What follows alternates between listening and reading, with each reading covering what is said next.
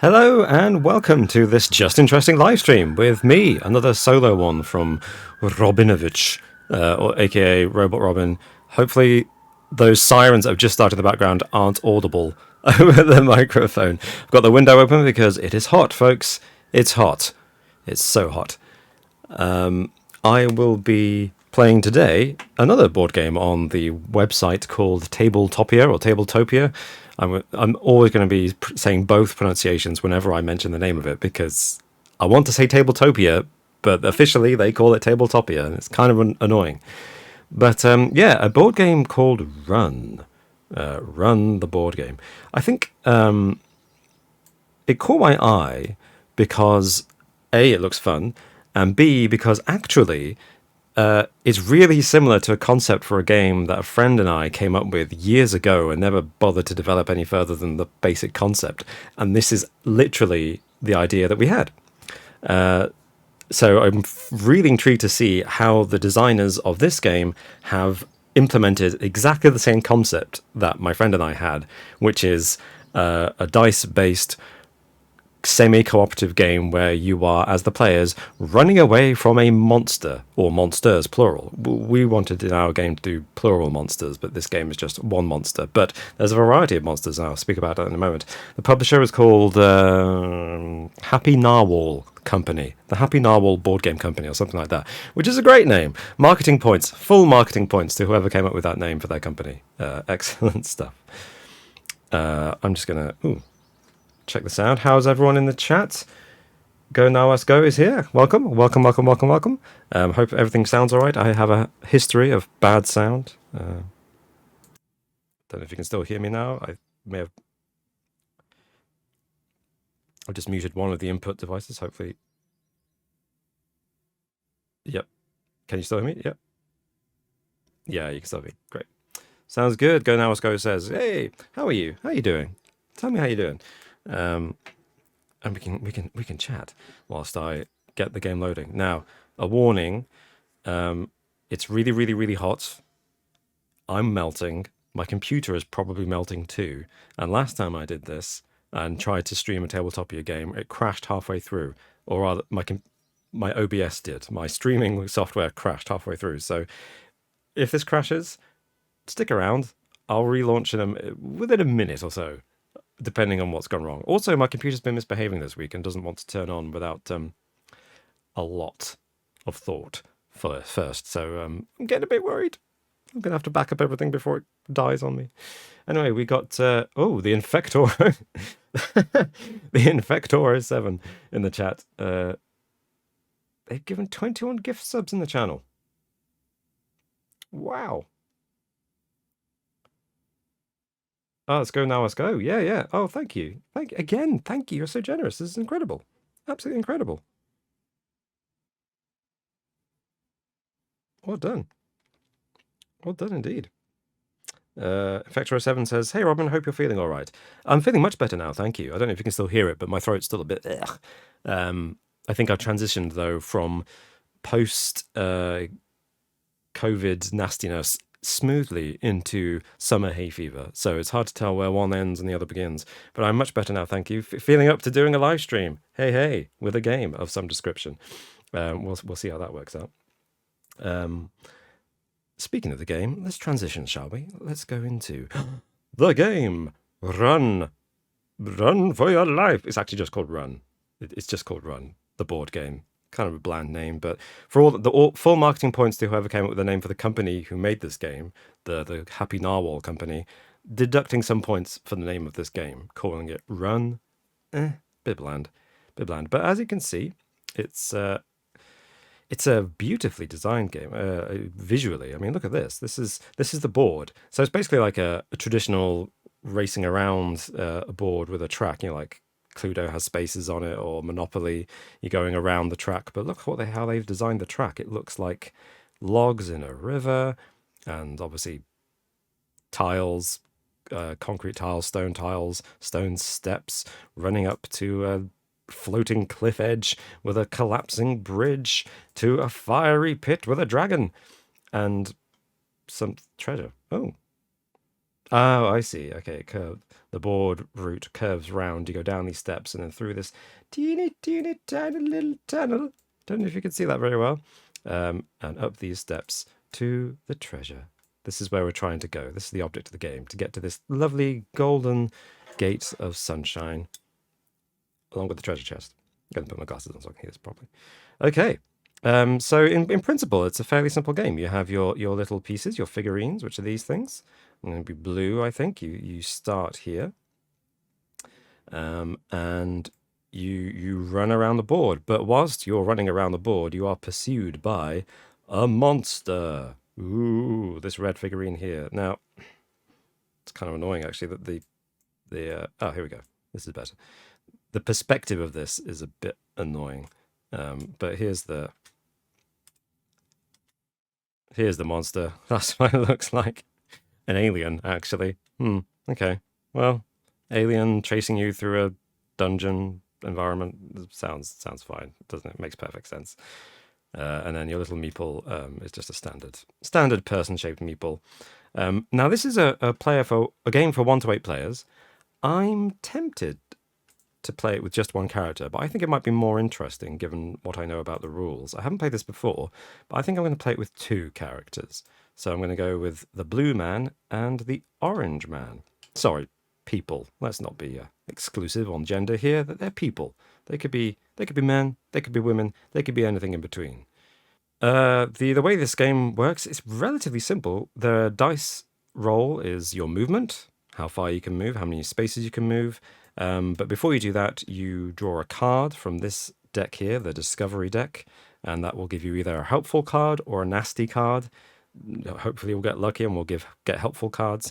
The helpful cards tend to be items. If they're items, then you put them next to your character card here. If they're unhelpful items, you just deal with them as they come up. Speaking of characters, I should draw the characters. So I'm randomly drawing, because I'm playing 2 characters from this deck. Let's find out who we got. We got Trajek the Warrior. Active ability.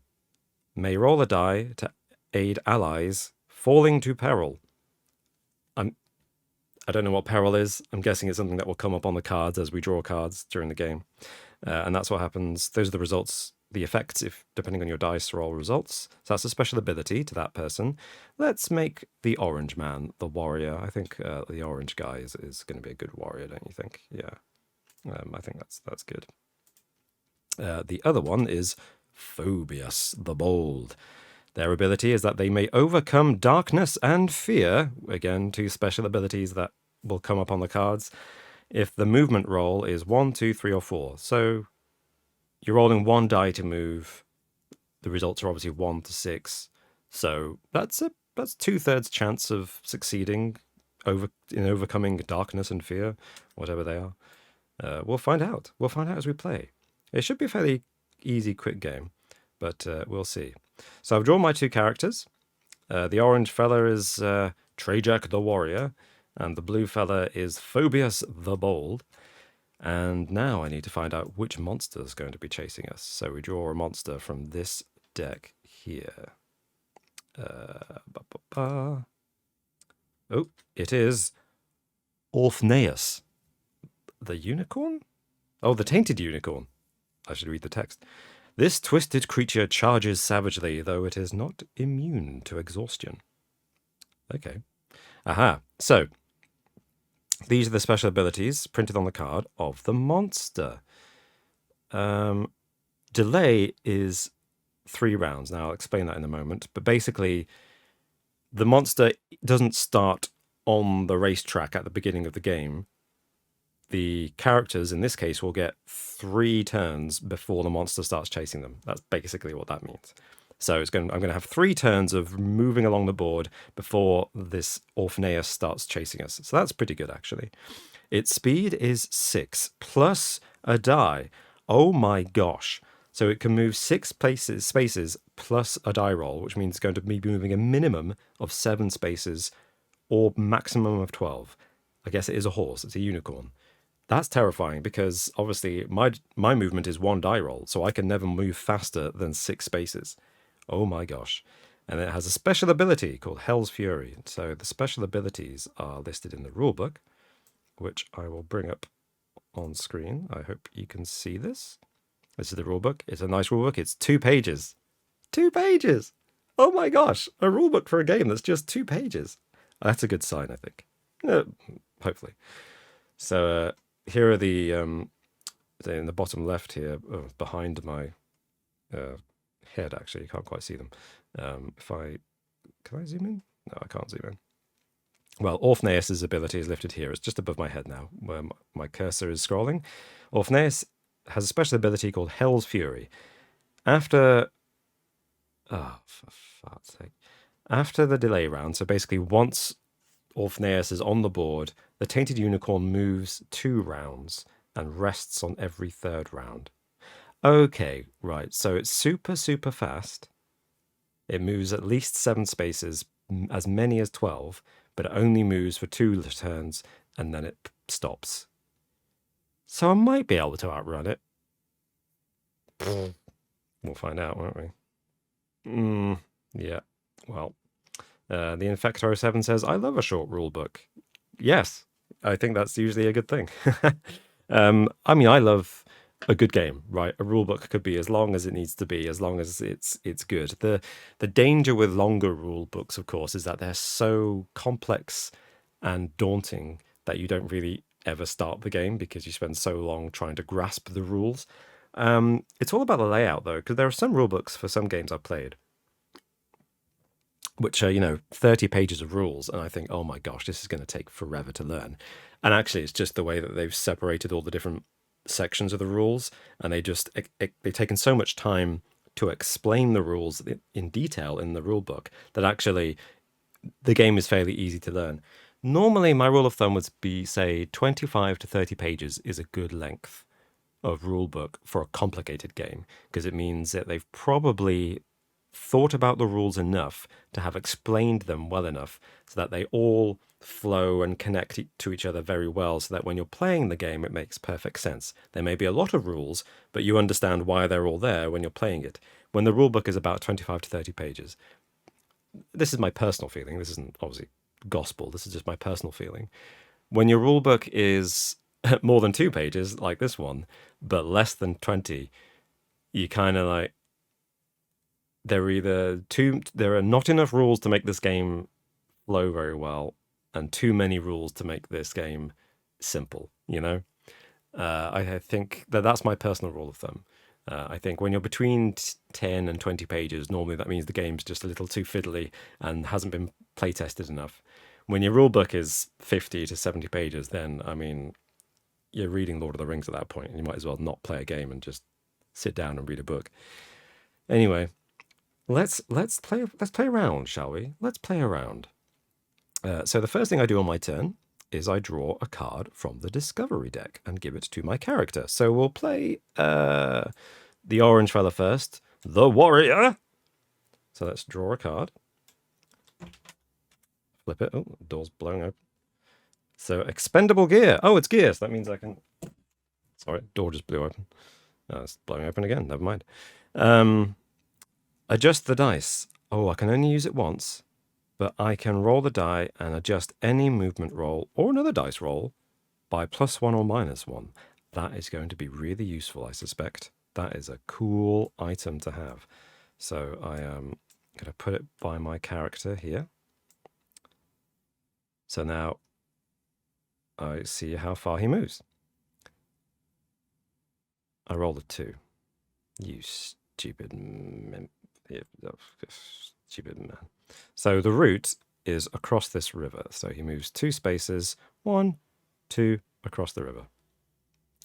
Do I want to use my item now and move him 3 spaces? No. I'll wait till I've got a really high movement roll, and then I'll do it. Okay, and then I've got already forgetting rules. The monster, gribble, or rather, nay, starts here. This is the delay thing that it was talking about. So it starts on the 3rd space, and at the end of the turn, it moves forward 1. So let me just check. Do I? Yeah, all the players go first, and then the monster moves. That's good. So I now draw a card for the blue guy, whose name I've already forgotten. Oh, it's a character trait. Okay, so that's like a special ability, the Gambler. When you gamble on any card, trap or ability, shift the odds by 1 in your favor. When I gamble? Is that a special rule that will come up? Okay, I'm going to assume that some cards will have the word gamble printed on them, and that will be more obvious when it happens. Great start. The problem with the short rule book, right? When the rules are printed on the cards and you're like, there's no FAQ in the rule book, you're like, I don't understand. I rolled another 2 for movement. Blimey neck, these fellas are in no hurry, are they, to get away from the monster? They don't realise it's coming. That's the problem. So he moves up. Ah, no. Did you hear that? Did you hear a horse? Nah, why would there be a horse be underground in a wet waterfall cavern, a floating island in space? Where are we? This is a strange place. Okay, so next turn. Draw another card for Mr. Warrior. More gear. Repeat dice roll. Force any entity to re-roll the dice. Use any time the dice are rolled. So that means I could make the enemy re-roll the dice, or myself, or an ally. That's very cool. Very cool.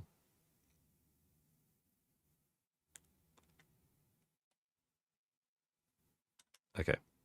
I'm just checking their abilities. Sorry. Just so I remember. So actually, the warrior, the orange guy, has a really useful ability. So it's meant to be, as an aside. Anyone else think it's meant to be a sword and a shield, but it kind of looks like he's just really, really fat. It's got a big pregnancy, and he's got a sword. She's got a sword, I suppose. Anyway, so his ability says, may roll a dice to aid allies falling to peril. Falling to peril basically is when the monster catches up with you. If the monster lands on your space, you've been caught. You have fallen to peril. And this fella, because he's a fighter, says, when that happens, you roll a die, and depending on the result, you might be able to save your friend. So that's pretty cool. That's pretty cool. Right. So I know we've only had a turn for the orange guy, haven't we? So let's find out what the blue guy gets. He also gets to repeat dice roll. Huh. Great. Well, let's remember that. That's amazing, guys. And I forgot to roll the dice. So the first orange fella moves 3 spaces. I think I will keep that dice roll. I won't re-roll it. And the blue fella moves 4 spaces. That's more like it. He's up here, getting further away. This is good. And then the monster's here. Oh dear, oh dear, oh dear, oh dear, oh dear. They're going to have to... I need to gain some ground, people. I need to gain some ground. Okay, let's draw a card. Let's find out what we got. It's a trap! It's a trap! Play instantly. Okay. Rotten rations. You make a poor judgment call on your edible... Sorry. There's such an Americanism. The phrase judgment call is an Americanism, and although it has crept into Britain and some people still say it, I've never said it. So I read that as, you make a poor judgment, which is correct English, and then pause, call on your edibles and suffer. I was like, that's an odd thing, but no. I made a poor judgment call on my edibles and I suffer. I fall back 2 spaces. So I just moved 4, and now I fall back 2 spaces. I'm going to discard that, or rather attempt to discard it. I've just moved it elsewhere. The problem with Tabletopia is a bit tricky. And move back 2 spaces. I'm definitely going to have to use that reroll. I think I need to get so much further ahead than this, because the horse is about to enter the game, and in one move will catch both of us. So this is going quite terribly, actually. This is a harder game than I thought it was going to be. Okay. So we just had our second turn, haven't we? Yeah. No, our third turn. Oh, I lost track already. Because we've each got 2 cards. That means we've done 2 things. But I've just drawn this card. Help me. How many turns have I had? Have I had 2 or 3 turns? I lost track already. I'm not quite sure how I've lost track so badly.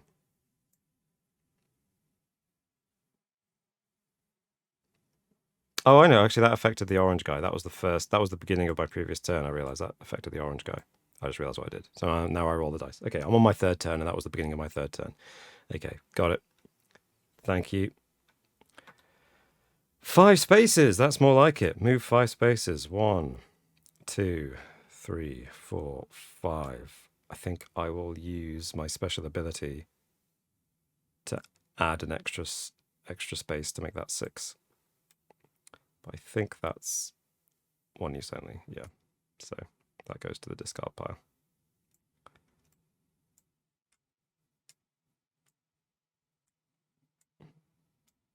Oh, come on. Join the discards. Join them. Go in there. There we go. Sorry. The tricky problem with playing a simulation of a board game online is when it's built to literally simulate the physical items, and everything is a separate item, and you can't just snap to and things like that. I mean, you can. It's got some snapping feature, but it's pretty iffy. Pretty iffy. Okay, so that's the warrior, the orange guy. Now the blue guy. Hey, adjust the dice. Single use. Adjust any movement roll by 2. Oh my gosh. Oh my gosh. I have a feeling I might use that now, actually. But let's roll the die. Roll the 1. That's unacceptable. Not going to tolerate rolling a 1. Absolutely going to use my repeat dice roll ability. So we're expending that to re-roll the die.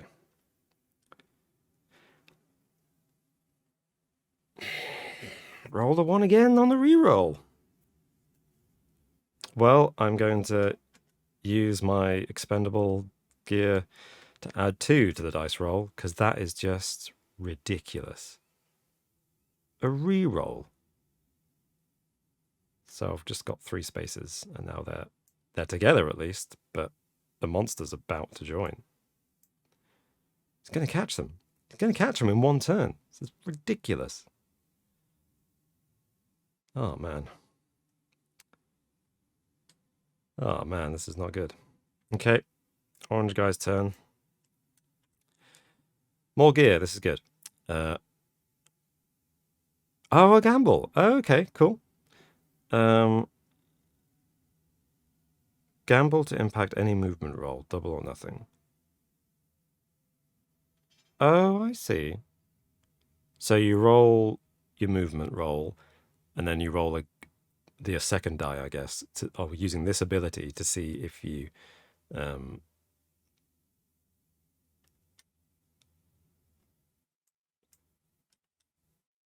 double your movement. Interesting. That doesn't say single use, so I'm guessing you can keep that. Shame that the orange guy drew that card, because it's the blue guy who's got the ability to shift the odds. Shift the odds by 1 in your favor. I guess that's the dice roll. Okay, so far I'm enjoying this game, but my immediate impression is FAQ is needed. Mr. Buttersock says, grease yourself up. It's a butter raid, baby. Woo! Raided. Nice. Raiding with a party of 3. Haha. Amazing. Thank you. Got a raid. We're playing Run. Greasing myself up is necessary for this. Buttersock says, well, hello there, Robin. Hello there. I hope you're doing well. I am doing well, thank you. I am mostly recovered. I'm 95% from COVID. I'm doing all right. But Mr. Buttersock has subscribed. Thank you. Thank you very much. Oh, stage keeps getting better and better. I can speak. Apologies, by the way, if you can hear noises in the background from traffic and what have you. It's got the window open. It's too hot. Have the window closed and block out the sound. Okay, I just did. Damn it! What did I just do? I just drew a card for the orange guy, and now I need to roll his movement. How far is he going to move? 6! That's more like it. That's what I like to see. 1, 2, 3, 4, 5, 6 spaces. Excellent. Excellent. That's pretty good. That might make him safe-ish. No, still not entirely safe. Right, let's roll. Oh, well, let's draw a card first for Mr. Blue. What's Mr. Blue doing? Gear recycling. Roll the die. Draw an expendable gear card from the discard pile if you roll a 3, 4, 5, or 6. Ooh, that could be quite useful, actually.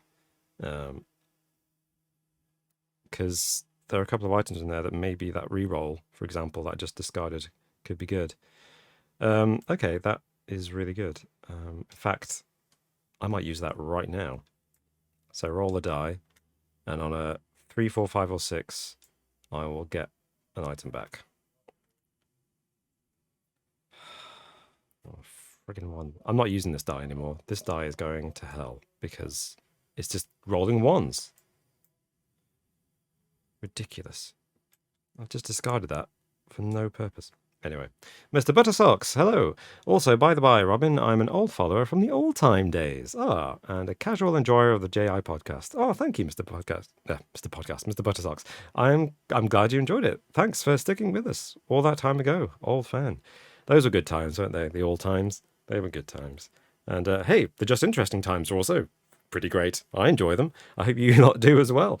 You say you're a casual enjoyer, so I'm going to take away enjoyer as the key word there. Thank you. You just hope you enjoyed watching me waste a special ability just then, an item. That was a load of crap, wasn't it? Anyway, let's roll my die. Let's find out how... Oh, for Pete's sake, another one? That's... How many ones have I just rolled? I'm definitely using this single-use item to add 2 to my dice roll.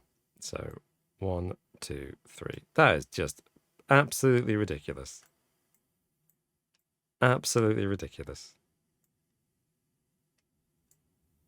Oh, I hate this thing. Maybe I should have gambled. No, it's only on movement rolls. Never mind.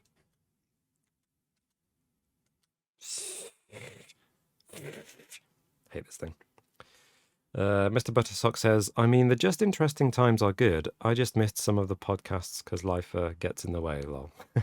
No, I know what you mean. Life gets in the way of us doing the podcast sometimes. So I absolutely understand why life gets in the way of listening to podcasts. I mean, what kind of podcasts do you listen to besides the Just Interesting podcast, of course? Because I listen to not many, actually.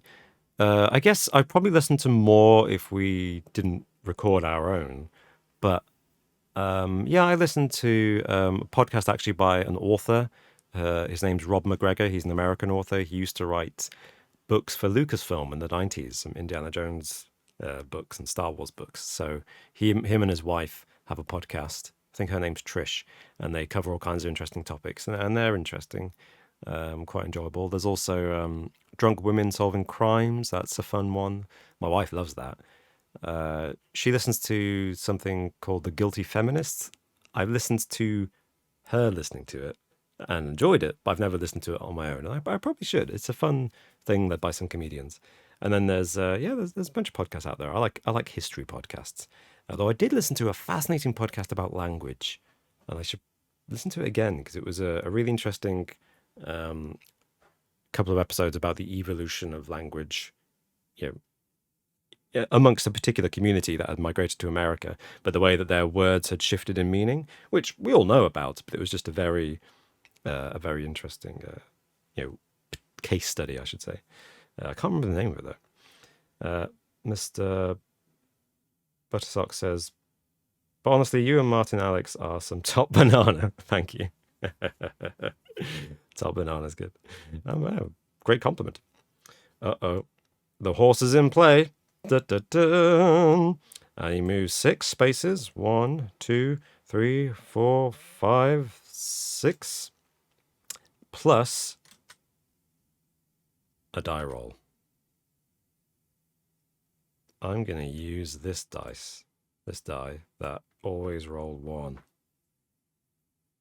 And now roll a 4. Of course I rolled a 4. I rolled a 4 when I really wanted it to roll a 1. So he's got 1, 2, 3, 4. Oh my gosh, he's 2 spaces behind the blue one. And he's within 1 move of catching the... Oh my gosh, if he catches me, I die and I lose. And I can't believe I made such slow progress. Okay, orange guy's turn. He draws a card. Character trait. Showing your age. Oh, you just can't keep up anymore. Your movement is slowed by 1 each round. Well, put that up by him. Does he have another character trait? He doesn't. He has a repeat dice roll. Oh, any entity to reroll the dice. Ooh, I shall use that, I think. I might use that if the horse gets a good roll. And I'm definitely going to gamble.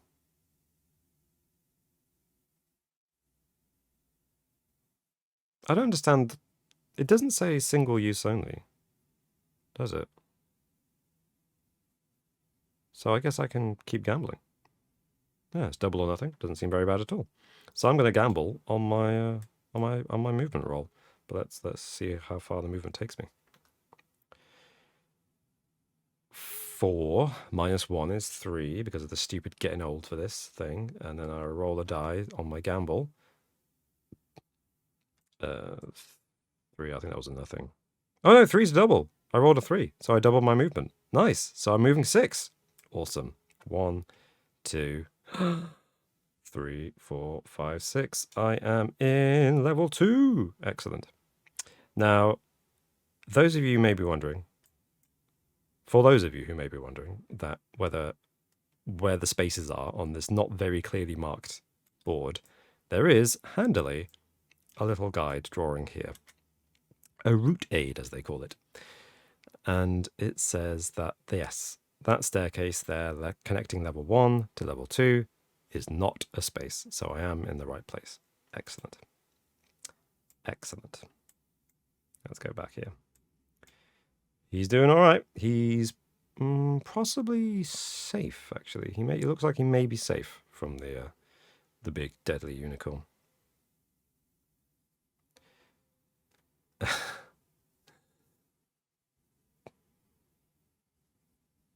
Mr. Buttersock says, "You think a robot would have better luck, right?" Wait. I don't control the programming on this, mate. I don't. It's a separate program. It's a separate program. The Infector07 says, "Other than just interesting, I listen to a lot of true crime and comedy, usually while I'm working." Yeah. I'm totally into the same topics. In fact, I think we kind of cover true crime when we can, don't we, on the podcast? In fact, the last episode was about a very true crime. Martin Alex did a really good episode about the crypto queen, whose name I can't remember, her real name that is. I wasn't involved, that's my excuse. Fascinating story, though. Hope you checked it out. Hope you enjoyed it if you listened to it. Buttersocks also says, "I listen to a lot of Australian gaming podcasts than these 3 dudes in the UK talking about stuff." Yeah, that's us. Australian gaming podcasts, I guess. Is that because you're familiar with Australians, so you like to hear their opinions on gaming, or is it because Australian gaming podcasts are preferable to American and British? Genuine question, as in, I assume you're Australian, and that's why you listen to Australians doing gaming, but I do wonder, why not American ones? Why not British ones, or South African, or... I mean, I know personally, I don't listen to any Taiwanese or, Tibetan gaming podcasts because I only understand English when it comes to podcasting. So that's my excuse for not listening to those foreign languages. But yeah, curious. The only gaming podcast I listen to is the Super Show podcast. Woo! With some old friends again from the all-time days. They were all-time gaming, and now they're the Super Show. And they cover every week. They do a podcast. They're very committed. They're much more organized than Martin, Alex, and me. And they do mostly gaming news, but also talk about the games that they've played and give some kind of semi-reviews and opinions. Yeah, I really enjoy those guys. The only criticism I might have of the Super Show podcast is that most of their episodes are at least 2.5 hours long. Takes me ages to get through them because, yeah, like you, I listen to podcasts when I'm working or doing some task, and very rarely do I have a single block of 2.5 hours to listen to that. Anyway, on with the next turn. It's Blue Man's turn. What card has he got? Let's have a look. Expendable Gear. Trap avoidance. 67% chance of avoiding a trap. That sounds great. Let's roll a die when the trap comes up. Fantastic. But do I have space to carry it? Yes, I do. You can see over here. Let me bring it centrally. There's the character card with my special ability. There's a space for me to put a character trait, which is an acquired ability. And then I have up to two items. And I guess, it doesn't say explicitly in the rules because it's only 2 pages long, but my guess is if I wanted to add, if I had 2 items already and I drew a card and wanted to add it to my hand, I'd have to discard one of these. But I don't see why I also couldn't use them first, because they're all the items say use anytime. So that seems to be a rule.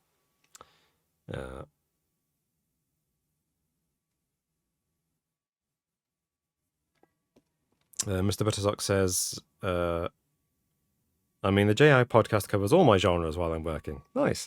Oh, also, if you remember, Robin, I was the guy who suggested the Polybius topic on the podcast. Yes, I do remember that.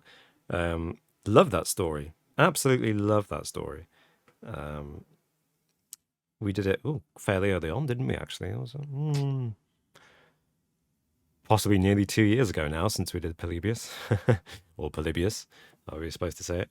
Fantastic story, that one. I've been thinking actually about maybe making a proper video about it rather than just a podcast, but nothing new that I'm aware of has come up recently in that story. I feel like it's only worth making a video when something new has come up, because, I mean, there's enough stuff out there about Polybius already. They don't need anything new. Okay, so dice roll to see how far Mr. Blue...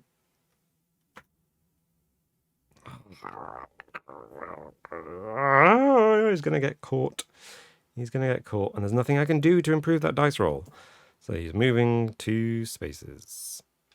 And now the horse, the unicorn of death, or rather the tainted unicorn, moves 6 spaces. 1, 2, 3, 4, caught.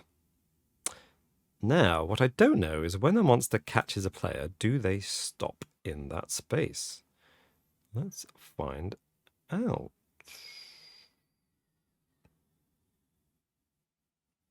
Ba, ba, ba, ba,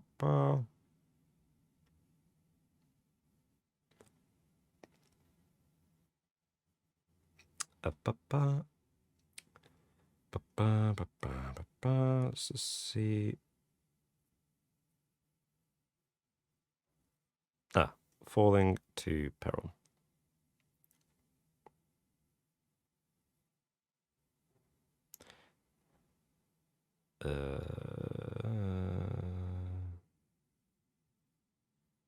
Okay.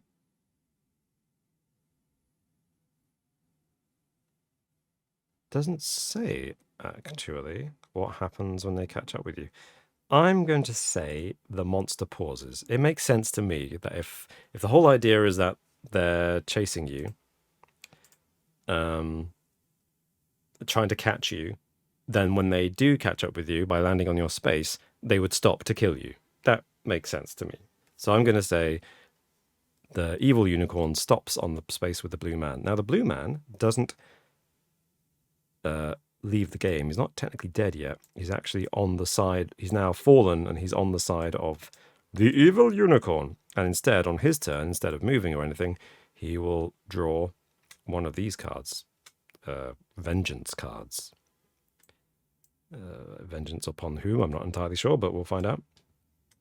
Although, before we do that, luckily, The warrior, the orange guy, didn't get caught, and he has an ability which is can roll a die to aid allies falling to peril. So a 1 in 3 chance, if I roll a 1 or a 2, to save. The blue man. Oh, I don't like this. This is tense. This is tense. You roll a 4. So the blue man did fall. What's the point of that ability, honestly? I know the point of the ability. It's to do with chance, and it's a 1 in 3 chance, so the odds are actually not that bad. But still, damn it. Mr. Buttersock says, makes sense to me too. I guess, yep, thank you. Glad it's not just me. Not rigging it in my favor. Also says, yeah, Polybius was covered well early, like in the first 10 podcasts. But yeah, you guys covered it well. Oh, thank you. Thank you very much. I'm glad we covered it well. Yes, such a good topic. Oh, man. One guy left, and he's still got to run up these stairs, across this bridge, around this fiery pit, up these stairs, and into the light. Okay. We can do this. We can do this. Gambling again. Hail Mary.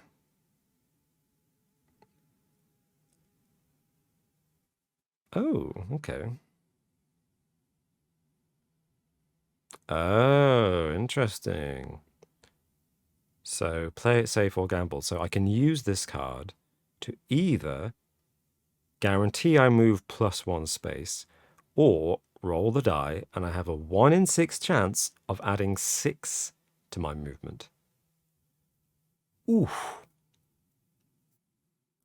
Oof. But if I roll a 1, 2, 3, 4, 5, then it's a -1. So that sounds like something I would want to use when I've rolled a 5 or a 6, because I'm already moving pretty far and I can take the -1 and really benefit from the +6. So I will keep that if I've got room to carry gear. I don't have room to carry gear. Shoot, I've got double or nothing. And a repeat dice roll. Oh, I completely forgot about that.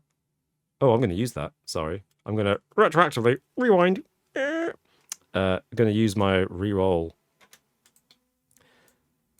to see if I can help save my blue friend with my special ability. So I rolled a 4 and I need a 1 or a 2. Oh, I got 3. Okay. Well, I mean, I'm having a do-over, I guess. I deserve to fail that time. But that's 2. If it's a 1 in 3 chance of succeeding, I've just failed 2 rolls. That means the third one, the next one, should succeed, right? That's how chance and probability work. Right? Ugh. I just remembered I've got -1 to my roll. He's got 2 gambling cards. I'm just going to double check that these aren't automatically discarded, I mean, when they're used.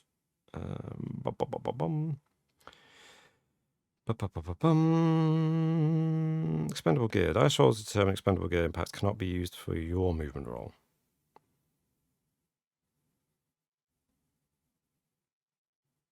Oh.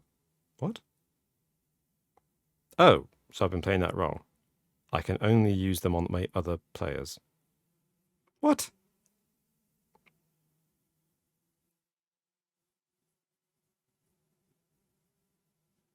That doesn't make sense to me, because I'm now the only player left. So why would I be restricted by this rule that says dice rolls used to determine expendable gear impacts cannot be used for?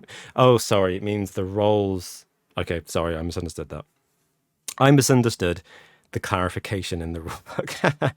It's saying that when I roll a die to use an ability, I don't keep that dice roll for my movement. I think that's what it's saying. Okay, that makes perfect sense.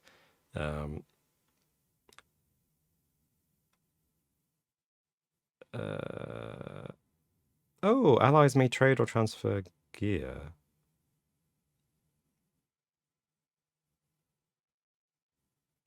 Right, okay. Well, never mind. I mean, there's only one guy left now. So now it's the blue player's turn, and he draws an evil vengeance card. What's he done? Scattershot. Vengeance strike. You throw a wild assault at all allies. Roll a die. If a 5 or a 6, -1 to all players' movement. Ew. Well, let's roll this. Hey, he failed. Nice. I mean, oh no. Oh no. Well done, Blue Man. I'm happy for you to be dead as long as you're failing. Happy with that. But now it's the horse. He's only 6 spaces behind. He's going to catch him. Sugar. Sugar, sugar, sugar, sugar. Oh no. Oh no. This is really bad. Oh no, he's not, because he rests every 3rd turn. Yes. Okay. I might make it, kids. I might make it. I know you're not kids. Fellas. Sorry, I said kids, because in my head there's some imaginary children around me. I'm leading the children to safety, like Indiana Jones in Temple of Doom. Although he didn't actually lead the kids to safety, did he? He just let them... He freed them, and then he jumped in a minecart and ran away in the minecart. Just left the children to fend for themselves. Nice one, Indy. He's a true libertarian. I'm going to free you from the shackles of your enslavers, but then it's up to you after that, kids. You know, pull yourself up by your own bootstraps. I'm not going to help you. You don't need a helping hand. Big government's bad. Indiana Jones, now that I think about it, probably a Republican. Yeah. Oh well. After that realization, let's see how far I can make it with the... Oh my gosh, it's a trap. A trap. Quicksand. No. Roll a die. If on a 1, 2, or 3 I don't move, on a 4, 5, or a 6, I can move. 50-50 chance of not moving on the one turn I have where the horse isn't going to chase me. Oh dear, dear, dear. This is not good. 1, I rolled a 1. 1, 2, or 3, I don't move. Screw you, game. Screw you. Nope. I'm not happy about that. That's my one turn, my reprieve, my small relief from the relentless pursuit of this demon horse. And then I can't do anything. At least not this turn. I still get to move before it chases me on my next turn. But still, what if I draw another quicksand? What the heck? Just... Nope. Don't like that one bit. Oops. Okay. Mr. Buttersock says, Indy was a menace. Just let the kids loose and then, yeah, see you on the other side, maybe. Yeah. Yeah, I mean... I wonder how... Because we see them getting released, obviously, and they're all like, yay, screaming, cheering, happy. They're running through the palace, and then they disappear. And then suddenly at the end of the film, Indy, Willie, and Short Round make it back to the village, and then hundreds of screaming, starved children come out over the hill after them and rejoin their parents. And obviously, we're meant to assume, and I have no problem at all with assuming this, that it's a nice, happy ending and all the children are fine. But we know that it's at least, what, a 2 days ride to Pankot Palace? Because they spend that whole portion of the film riding the elephants, and they camp overnight, and then they go ahead for the next day, and they arrive the next evening. So it's at least 1 day, probably 2 days journey through the jungle with mosquitoes and snakes and spiders. They need food. Sure, the palace was fairly well stocked, but we don't know if they took the time to get food from the palace. And we also don't know how many of them made it out of the temple alive from the guards trying to capture them and kill them. So, you know, now that I think about it, it's a happy ending for Temple of Doom, but there's the unseen, small print in the corner saying 1 in 5 of these children didn't make it home. Anyway. Mr. Buttersock says, just don't draw another quicksand. Easy, lol. Yeah. I mean, I sincerely hope at this point that there is only 1 quicksand card in this deck. But this deck is 50 cards remaining. So there probably is another quicksand. And knowing my luck,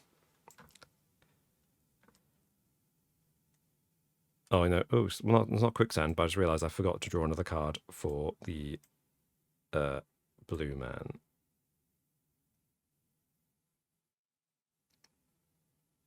Yes, I do need to draw a blue man card, don't I? Bullseye, Vengeance Strike. You focus intently and hit your mark. -2 to any one player. Well, which player is it going to be? So -2 movement, thanks to that, and -1 movement, thanks to this character trait. So -3 movement this turn. But I have got some gear. What have I got? A lantern. Used to negate the effects of fear and darkness for 2 rounds. Should I bother keeping it? Because at the moment, my gear slots are full with these 2 gambling cards, which frankly seem a bit more useful than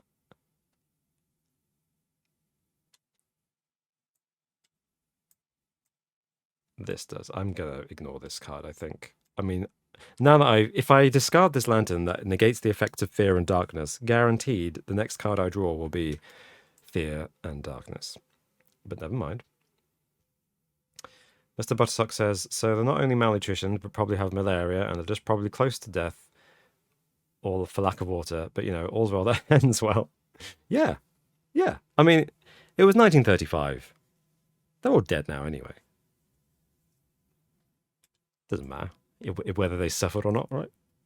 The quality of their life is irrelevant in 2022. Okay. We're gonna run, kids. We're gonna, again, I'm saying kids. I'm sorry. Just thinking about Temple of Doom. We're gonna try. Oh, a 5. -3 for this turn. So that's a 2. I'm going to keep the 5, and I'm going to do my Hail Mary. So if I roll a die and get a 6, I get +6. If I roll a 1, 2, 3, 4, or 5, I get -1. So I'd only be moving 1 space. Well, here goes nothing. A 6. Yes. Yes. Yes. +6 to my 2.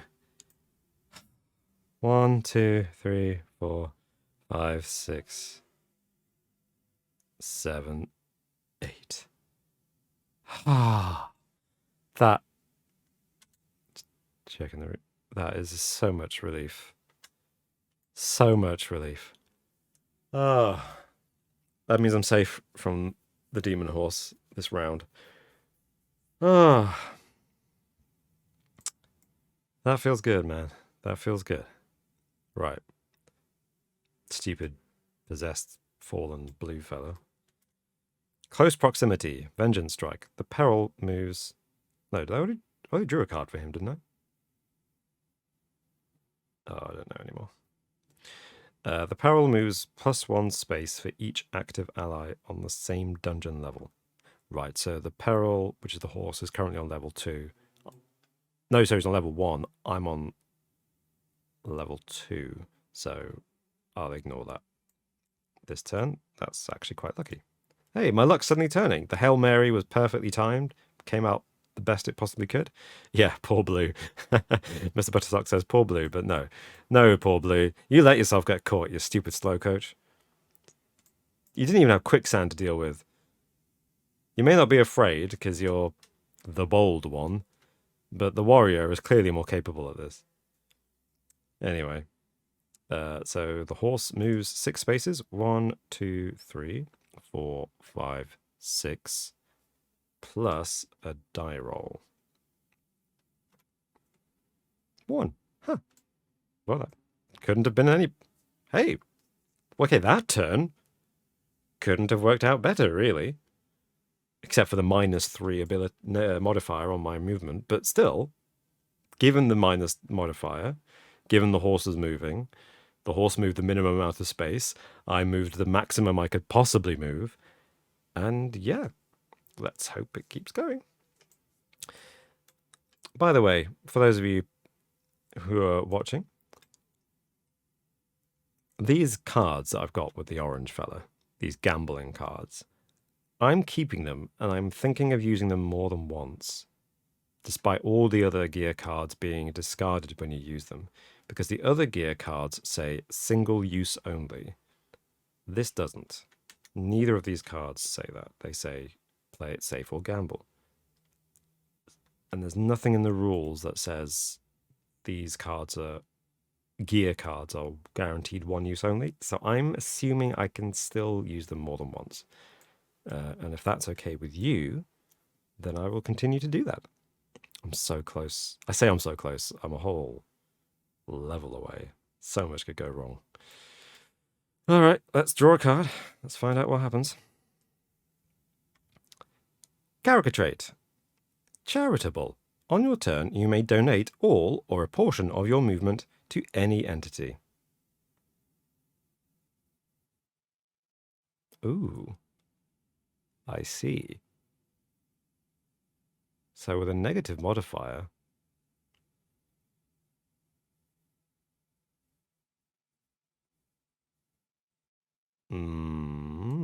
okay, so if I roll really terribly, maybe I could apply it to the horse.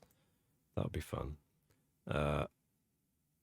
And that is a better character trait than the one I've currently got. So I'm going to replace it. Absolutely going to replace it. I'm pretty sure that's how that works. Let me just double check the rules. If I draw a new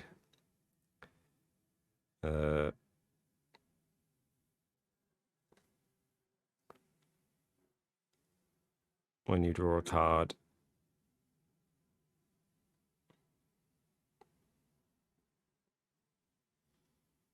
do you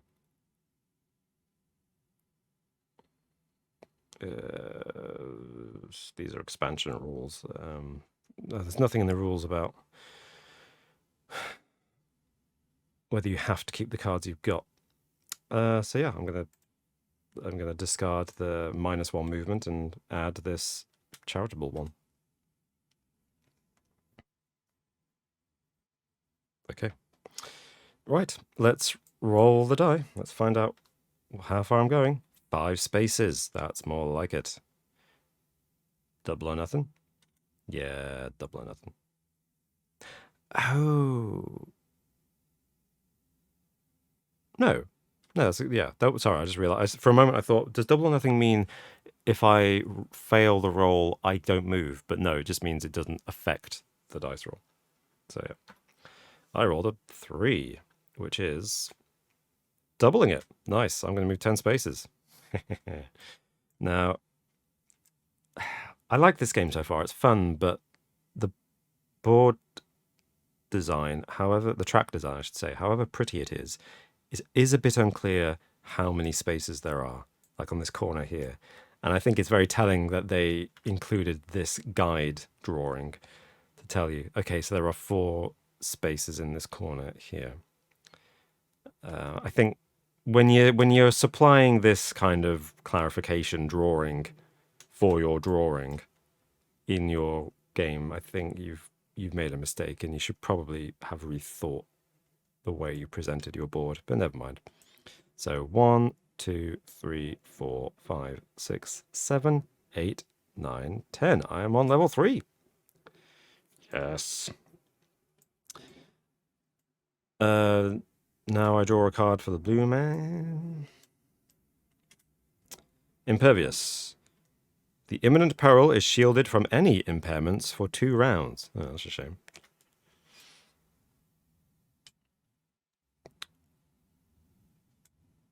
For 2 rounds. Okay. But it's going to move this turn and then not move next turn, so that's okay with me. How far will it move? Shoot. I rolled a 6 to add to its movement, so it's moving 12 spaces. 1, 2, 3, 4, 5, 6, 7, 8, 9, 10, 11, 12. Oh my gosh, it's now 1, 2, 3, 4, 5, 6 spaces behind me. Great. All that progress. The Infector 07. This is the problem you were saying with short rulebooks. Yeah. Yeah, they just haven't explained everything properly. It's a shame because this game is pretty simple to learn, but it still has, because it's one of those games where all the rules are printed on the cards that you draw, so you don't have to learn the rules, pretty much. All you have to learn is, I draw a card and I roll a die. Everything else is done on the board itself with the cards and what's printed on the board. But yeah, they still need some FAQ errata stuff being done. So yeah, longer rule books are usually a better indication of clarity. Usually, not always. Well, the demon horse is only one move away from me, but is not moving this turn, so I do have time to get ahead of it. This is good. Right, what's my item? Expendable gear, ensnare. Slows the imminent peril, that's the horse, by -1 movement.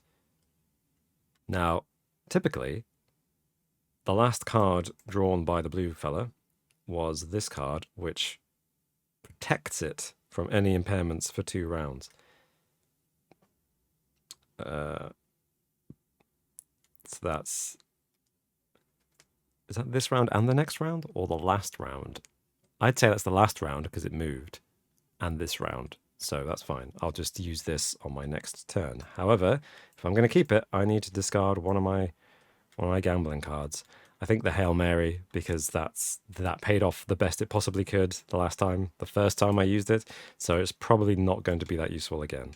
So I will get rid of that and keep this trap, which I think I will need against this speedy horse. Mr. Buttersocks says, all right, I must lurk and do my thing. Good luck with kicking the asses if I'm not back in time.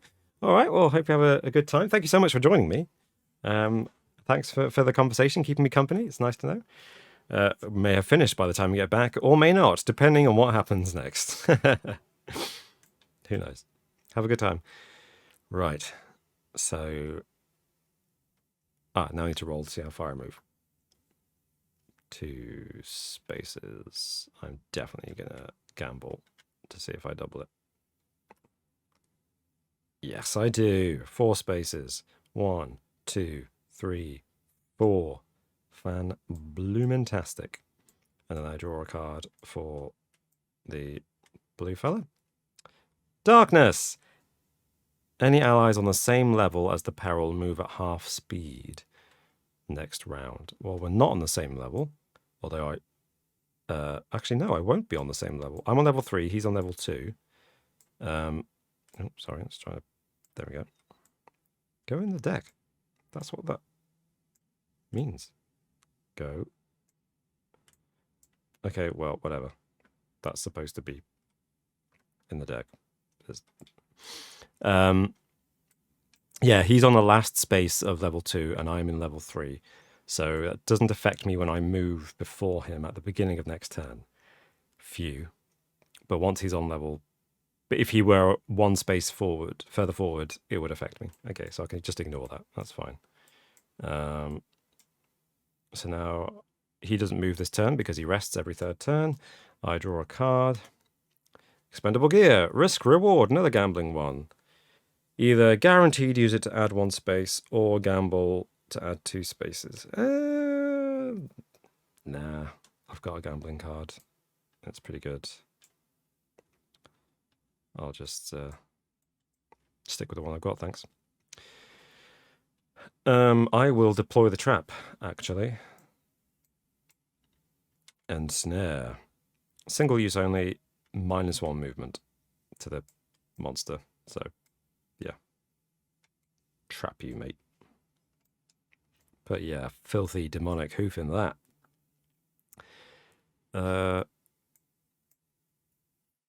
Then I draw... No, then I roll to move. Sorry, kind of losing track now. Yeah. The other thing about games like this is that when you have to do... Even though you're doing the same actions each turn, it's the kind of thing where, because you're collecting items which you can use at any time, I find it very easy. I think most players do with games like this, even though they're relatively simple. It's easy to get confused halfway through a turn when you've done the compulsory action, which is draw a card, and then played a card, which is an optional action, and then you're like, wait a second, what comes next? Is it a compulsory or another optional? And the answer is, in this case, compulsory roll, which is a 6. Oh my gosh. Yeah, definitely going to gamble, see if that's double or nothing. That's nothing. Never mind. 1, 2, 3, 4, 5, 6. Ooh, let's get the die away from the figurine. Orange man, he's the warrior. He's orange. He's blending in with the fiery rock and the flames. So now I draw a card for the blue man, who's getting vengeance. For some reason. Weak retribution. Vengeance strike. You launch a poorly executed attack. Roll a die. If 4, 5, or 6, -1 to any one player. Okay. Okay. So -1 next turn if he rolls a 4, 5, or 6. Which he does. He rolls a 6. So -1 to my movement next turn. Let's remember that. Let's remember that. And now the horse moves, but is -1 movement thanks to the trap. So he moves 6 spaces plus 5. Ooh, 11, but actually 10. 1, 2, 3, 4, 5, 6, 7, 8, 9, 10. He's only 6 spaces behind me. He could catch me. Okay, this is... He just moves so fast. Oh man, I need some major help here. I need a massive boost. Anti-venom. Used to heal snake bite and +4 spaces to immediately distribute to any entity. I'm giving +4 spaces to myself, thank you very much. I'm going to use this straight away because I've got -1 from the blue man's weak retribution from last time. Okay. So got +4, this is good. Need to roll well. Oh, roll a 2. I'm definitely going to try to gamble. Double or nothing. Oh, I think I did actually double it. Yeah, 1, 2, or 3, double. Nice. So that's 4 plus 4 is 8. 1, 2, 3. Wait a second. How many spaces are in this final one? Just the 1. 4. I'm home. 5. I'm free. I made it through the golden arch. Ah, into the light, into heaven, presumably. It's golden and there's treasure there and there's all green grass, so presumably it's a good place. It's not like a treacherous Garden of Eden or something. Oh my gosh. I did it. Wow. And let's just finish the final turn. Let's see, what was the next action by my fallen comrade? The Infectro 7. Let's go! Yay! Yeah, no. Hastening. On a roll of a die, I would have added 1 to the horse's movement. What was it? Would he have actually done it? Let's see. Nah, he failed. He's a bit useless, isn't he? I suppose if you're useless enough to get caught early on in the game, you're only on level 1 when you get caught. That means you're probably quite a useless ally to the enemy as well as to the friends. So then he would have moved just as usual. 1, 2, 3, 4, 5, 6. Plus 2, 7, 8. So he didn't make it. The horse didn't make it. So I did make it completely home free. Not only did I make it through the golden arch at the end safely before the horse caught me, but the horse didn't even catch up to the gate. He's going to get there next turn. Actually, he's not going to get there next turn because he stops every other turn, doesn't he? So, yeah, I'm home. I'm safe. I'm very safe. Amazing. Whew. Not going to lie. That felt pretty tense towards the end there. That I got into that. The first few turns, because the horse was off the board, slowly making his way onto the board to chase us. The demon, tainted unicorn, whatever it was. I was thinking, this could be quite easy. I was obviously, as you heard, frustrated by the fact that I was only moving 2 or 3 spaces at a time. I was quite worried about that, but I still felt like, oh, there's plenty of time. I'm getting ahead. And then the quicksand thing happened, and then he caught the blue man. And I thought, oh, crazy, I'm done for. And then I had that amazing Hail Mary stroke of luck. But then all that did was the Hail Mary simply meant that I could win rather than I was going to win. And then, yeah, That last few turns, I felt that was quite tense. Don't know about you, but I really felt like I was going to get caught there, and I was barely scraping by. So, thoughts on the game after one playthrough with just two players? You can have up to eight, so that could actually be lots of fun with eight players. Chaos, I imagine, with eight players. Um, I like a lot about it. As I mentioned at the beginning, for those of you who didn't join me at the very beginning, um, this game drew my attention because it's very similar to a concept that a friend and I thought of, which was running away from a monster on a track of some kind and using special items and abilities to roll a die and give yourself a boost or give another player what's the opposite of a boost? I've forgotten the word already. A non-boon, a detriment, a negative modifier, so that they are more likely to get caught by the monster. And when our concept as well was that when someone got caught by the monster chasing you, then they became a monster as well and joined you, which is actually very similar to this. So I'm intrigued at how this has come up with exactly the same kind of ideas as we came up with, but implemented them quite differently to how we were thinking of implementing it.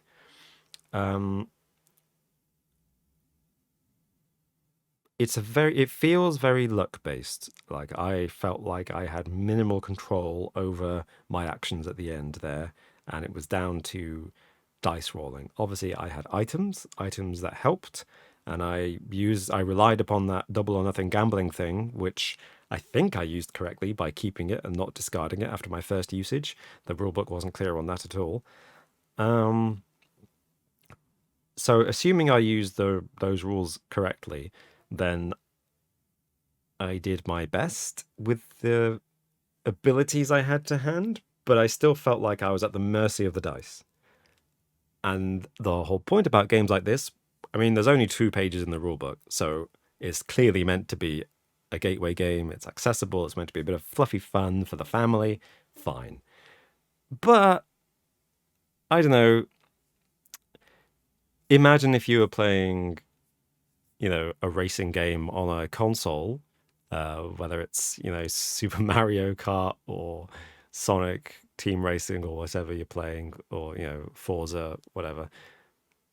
If you were accelerating with the button, braking at the turns to drift, and then the game just stalled your car, and you're like, oh, what?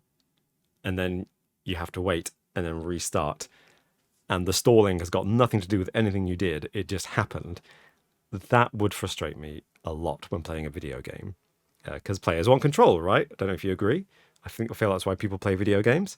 So I do think that for a game, even a board game with dice, it's the emphasis was a little bit too much on luck. Ooh, the Infector07 says, what kind of ideas did you and your friend have that differed from this game? So it was very similar. The main difference I can think of that we were planning to put into it was that we would have a racetrack similar to this. Oh, I was going all floaty. But instead of whatever this is, some floating island in hell, whatever this is supposed to be, it was going to be inside a haunted mansion type space. So it would be traditional Hollywood monsters, Dracula, ghosts, werewolf, Frankenstein, stuff like that. Frankenstein's monster, I should say. And we thought that there would be the hallways would be the racetrack, like these spaces here. And then there would be rooms. And you had an option. If you came across a door, you could either go into the room or stay in the hallway and move forward with your dice roll. So that was that was one idea that we had. And of course, when you're in this room, the monster can't enter it, but the monster can go past it. And then you've got the challenge of trying to get past the monster without it catching you. And once the incentive for going into a room, apart from safety, of course. So, for example, if the monster were 2 spaces behind you and you could get to this doorway, then you could be safe from the monster catching you. But the risk you run is that the monster then moves past the room and is now ahead of you, and you have to somehow not land in the same space as the monster. So in a perverse way, you have to go slower. The other thing is that in those rooms, to incentivize people to go into them, that's how you would get items. So this game, you just draw a card, which is either an item or a hindrance, like the quicksand, a trap, um, or the gamble thing, a useful bit of luck. And then you roll and move. Whereas we said you would be rolling and moving, and then you had the option of picking up items.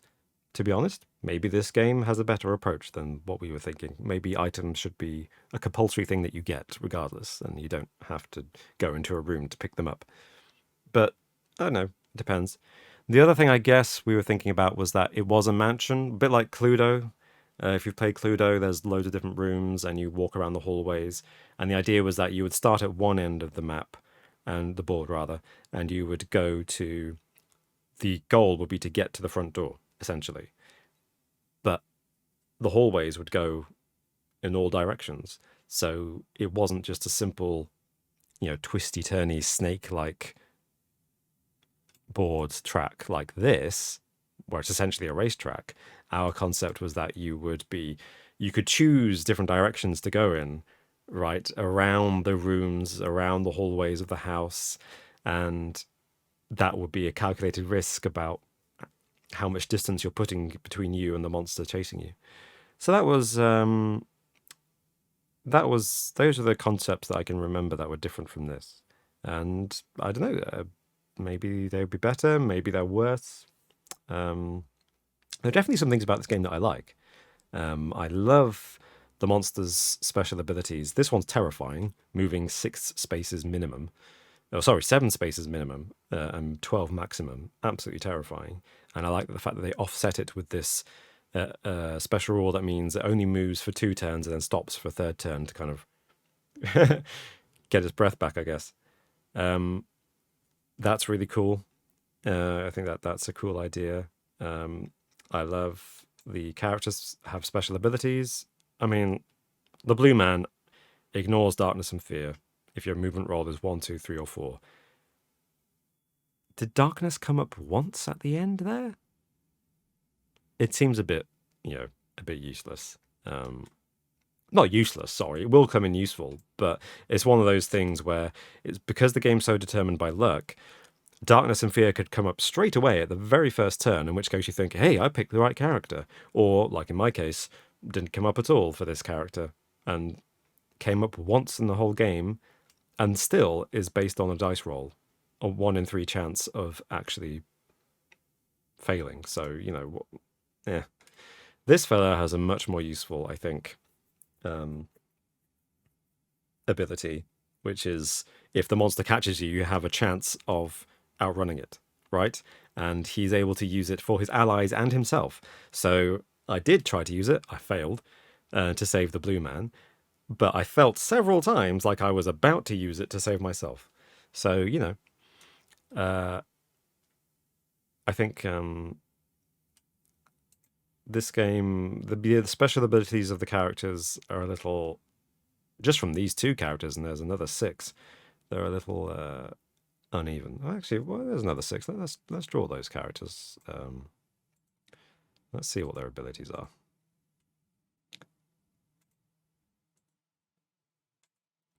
Okay, so we've got Armand the Bomber. His ability is if you roll a 6 on your movement roll, any entity behind you falls back 1 space. That is cool. I like that. That's lots of fun. And that's chaotic as well because it's pushing everything back. So it's the other players and the monster. The Infector07 says, I really like the branching paths idea. Adds a little more strategy. Thank you.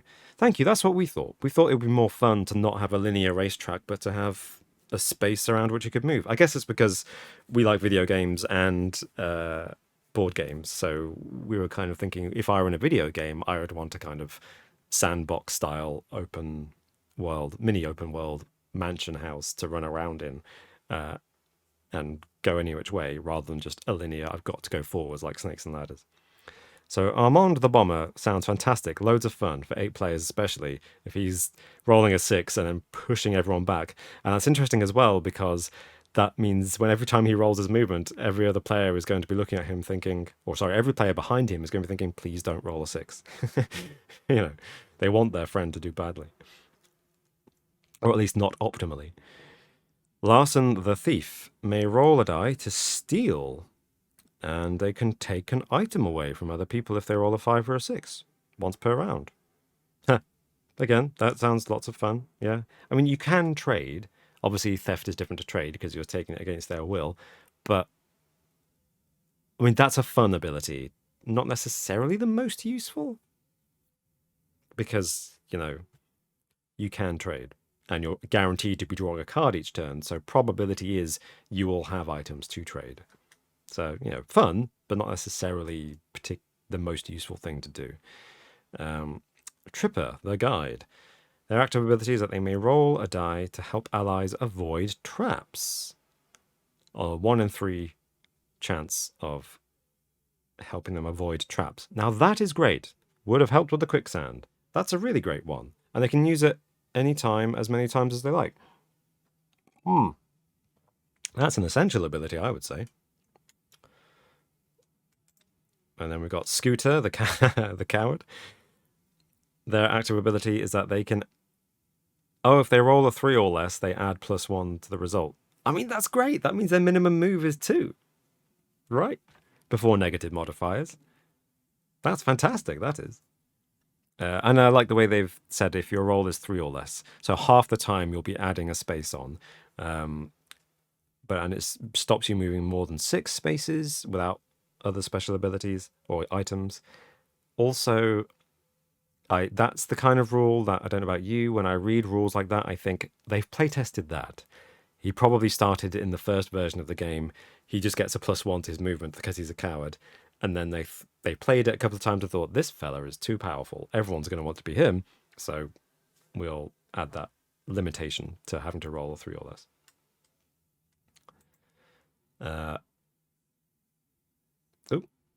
Sorry, lost my place. The Infector 07 says, some of these characters' abilities make the vengeance mechanic make more sense if you got screwed over by another player. It seemed kind of lacking with the characters you had. Yeah, I think you're right. I think the vengeance mechanic for just 2 characters, or basically one character, right? Because one character was dead and doing the vengeance and the other character was trying to run away. Yeah, I think it didn't quite work out. It's a game that's clearly, although it explicitly says on the box, it's 1 to 8 players. And actually, when I read the rules, each player picks 1 character. So I could have played this with just 1 character and it would have been over really quickly if it had been the blue guy. And if it had been the orange guy, I wouldn't have had the vengeance cards, which at least added something. But you're completely right. I think this is the kind of game that's been designed to be more of a party game. It's designed to have 4 to 8 people play it rather than just 2. And that's a difficult thing. I think board games suffer from that a lot. Very few board games are actually good solo player experiences, he says, doing his second live stream solo of a board game. And it's becoming increasingly common, and I'm grateful for this, that board games have options to play with just 1 character. I don't know about you fellas listening, watching, if you play many board games, if you think it's an advantage to be able to have a solo mode. I think it is. I assume the pandemic has encouraged a lot of new game designers to add a solo mode, or to design games like this that effectively work solo. Even if it's not designed to be solo, you can play it solo. I think it's important, particularly in a post-pandemic world, to have board games that you can play solo. But I do think very few board games yet have done it especially well. This one, I wouldn't want to play it with 1 character on my own. I would want to play it with at least 2 characters, probably 3. And once I'm playing with 3 characters, I prefer to be playing it with other people, rather than just on my own. So, Jack the Mule. They may carry an additional expendable gear card. They can have up to 3 items. Wow. I mean, yeah. Him and the coward would be great. And Myra the priest. Wow, okay. The priest. I mean, yeah, there are monsters. So having a very explicitly Christian priest as well.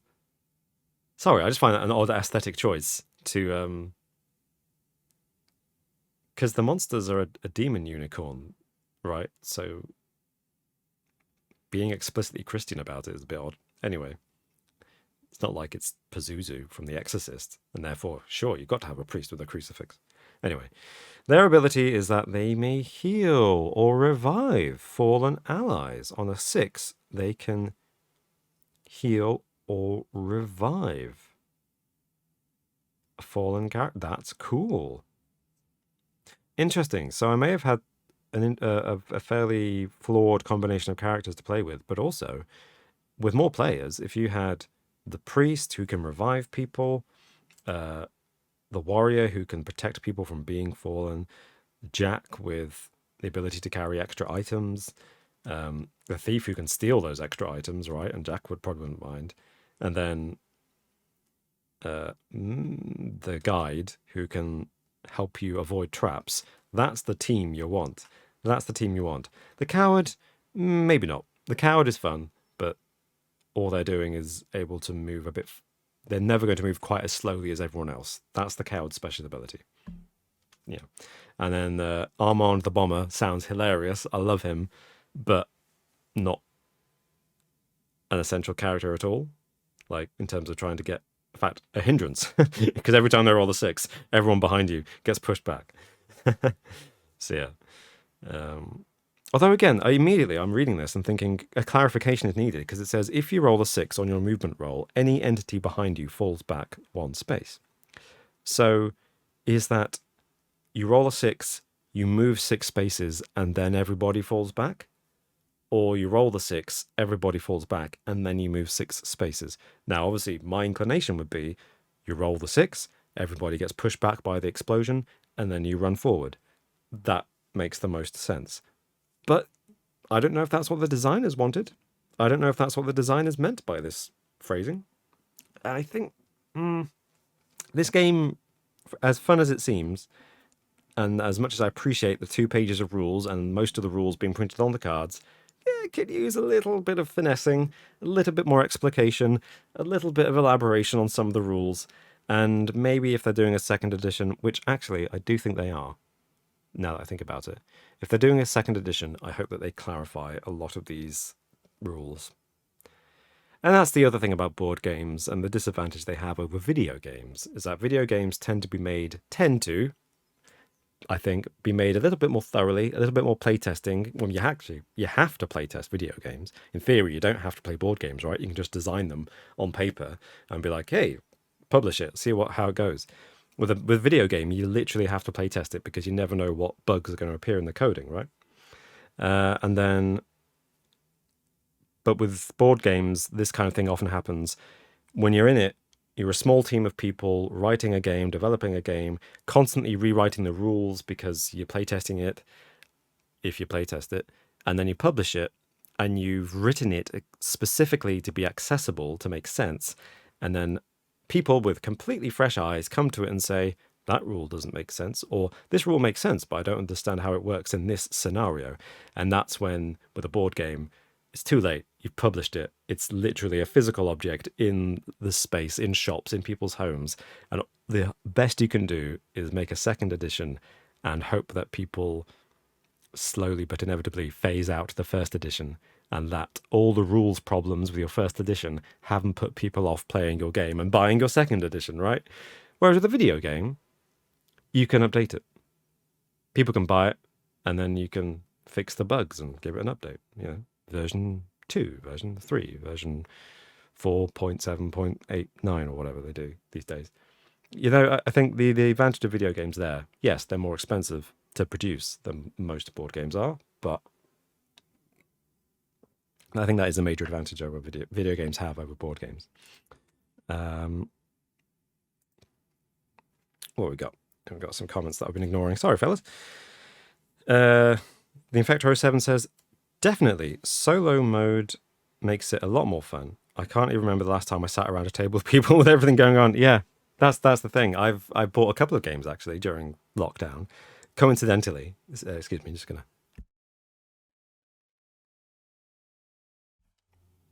That was a pleasant cough, wasn't it? Yeah, I've got one big game through Kickstarter, So this was kickstarted before the pandemic and then delivered, during the pandemic or at the tail end of it. And they added a solo mode in response to people's Kickstarter demands, saying, "Hey, we're in the middle of 2020. Most of us are in lockdown. This 4 to 8 player game, is there a solo mode?" And they added that solo mode. And yeah, I haven't played it yet with people. I've played it on my own, the solo version, but I haven't played it with people because I haven't been able to gather people physically together to play a board game. Yeah, so it's been ages, actually ages, since I played a board game with more than one other person. And it was hard enough before, to be honest, but it's even harder now, almost impossible. Anyway, um, I don't think I'll play that again now. I think I've had one playthrough. It was fun. If you'd like us to play it again, please let us know. I think, would you like me to try to drag Alex and Martin into this? Get a game together online, because I can. I can include them. And we could try this. We could try a different game. There are many games on Tabletopia, whatever.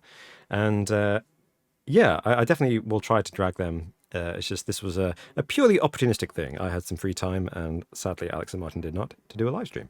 So we'll definitely do some video games as well at some point, and obviously we will be live streaming the podcast. So thank you again for keeping me company. Thank you so much for watching me play this game called Run. Memorable name. And yeah, I enjoyed it. I hope you enjoyed it too. See you next time, and stay safe, everybody.